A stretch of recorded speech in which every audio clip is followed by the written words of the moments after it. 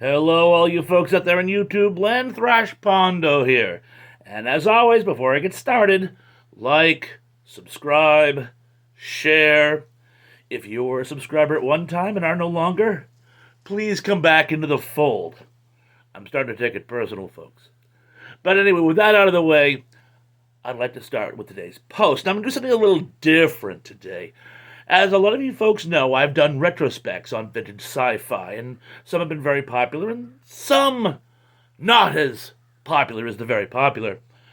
And one I did that actually got some negative feedback. I've been going through some of my older work and trying to critique it.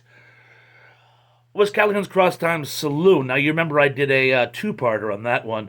I hadn't read the book in 30 years, so I did a precursory retrospect, and then I reread it and did a follow-up.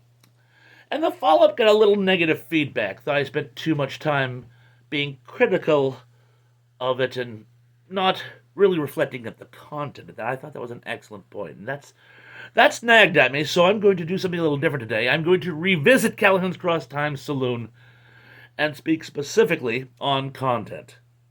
And the story I've chosen to review from Callahan's today is my favorite in the book, Unnatural Causes.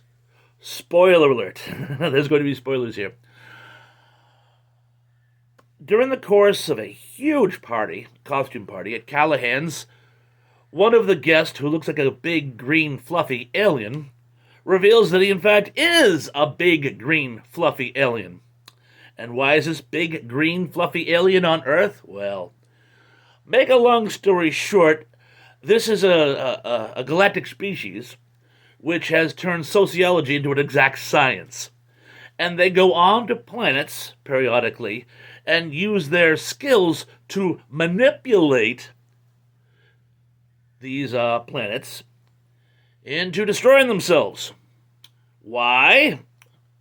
Well, not out of conquest or some type of racial bias. They're doing it, for food.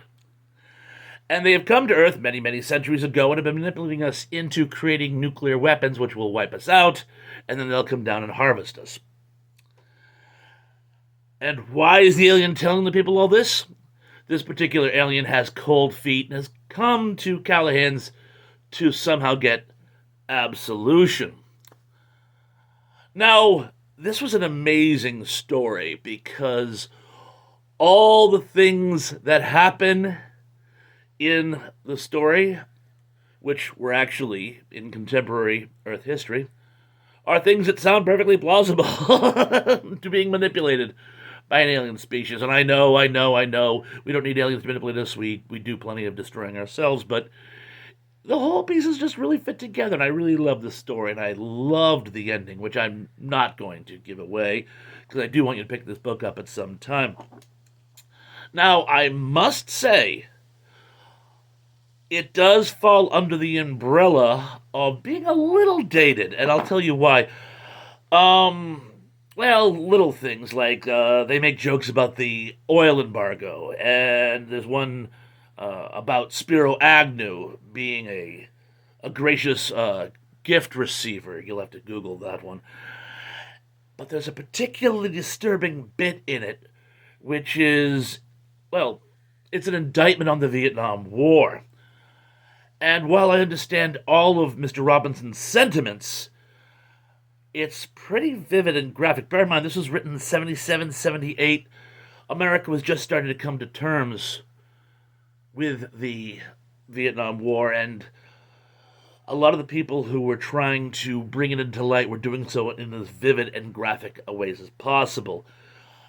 In this case, I'm not even going to say bordering, in this case, disturbing. And that brings me to another point. If you're going to read this book, it gets pretty dark at times. Not even cringy, just dark. Which is funny because it's a comedy. I guess you'd call it a dark comedy. But if you can get past that, this story is, again, it's my favorite. And the others are good too. If you like this retrospect, I could do many reviews on some of the other stories as well. But right now I'm going to leave you with this one. So for now, be good, be safe, be careful. I'm looking to see you all again very, very, very, very, very soon. Peace.